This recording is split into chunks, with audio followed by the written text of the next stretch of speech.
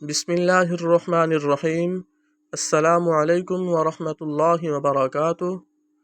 حضرت علی رضی اللہ تعالی عنہ کا انصاف۔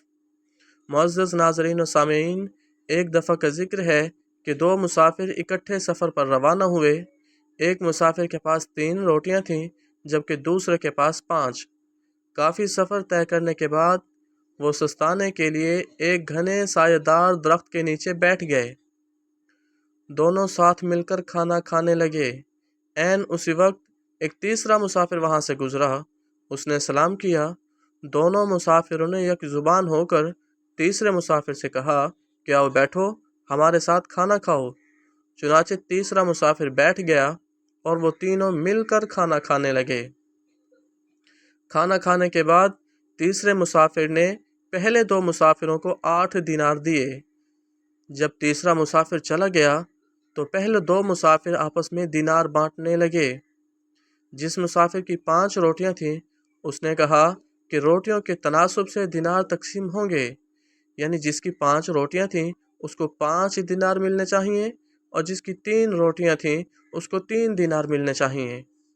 اس کے برعکس دوسرا مسافر جس کی 3 روٹیاں تھیں اس نے کہا کہ دینار دونوں میں برابر تقسیم ہونے چاہیے۔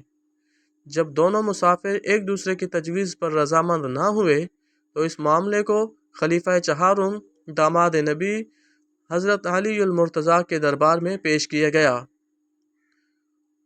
اس مسافر کو جس کی 3 روٹیاں تھیں آپ رضی اللہ عنہ نے فرمایا کہ منصفانہ فیصلہ یہی ہے کہ تو 3 دینار لے لے، وگرنہ اگر میں نے فیصلہ کیا تو تجھے 1 دینار ہی ملے گا۔ اس مسافر نے کہا کہ فیصلہ آپ ہی کریں، چاہے مجھے 1 دینار ہی کیوں نہ ملے۔ حضرت علی نے فرمایا کہ ٹوٹل 8 روٹیاں تھیں اور کھانے والے 3، اس لحاظ سے 8 روٹیوں کے کل 24 ٹکڑے بنے۔ پھر ہر ایک کے حصے میں 8 ٹکڑے آئے، چونکہ پہلا مسافر جس کے پاس 3 روٹیاں تھیں اس کی روٹیوں کے 9 ٹکڑے بنے۔ دوسرا مسافر جس کے پاس 5 روٹیاں تھیں اس کی روٹیوں کے 15 ٹکڑے بنے۔ اس لیے تیسرے مسافر نے جو 8 ٹکڑے کھائے تھے ان میں سے 1 ٹکڑا پہلے مسافر کا تھا جبکہ بقیہ 7 ٹکڑے دوسرے مسافر کے تھے۔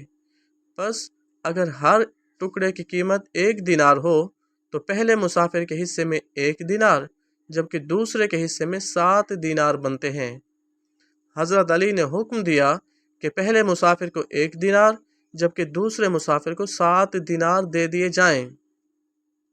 پہلا مسافر جو کہ 8 میں سے 3 دینار بھی نہیں لیتا تھا، اب اس نے شیر خدا حضرت علی المرتضیٰ کا فیصلہ سن کر خوشی خوشی 1 دینار لے لیا۔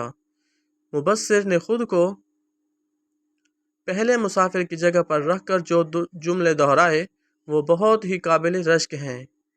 ایسے ہی تو میرے کریم آقا نے نہیں کہا تھا، انا مدینۃ العلم وعلی بابھا، یعنی محمد صلی اللہ علیہ وآلہ وسلم علم کا شہر ہوں اور علی اس کا دروازہ۔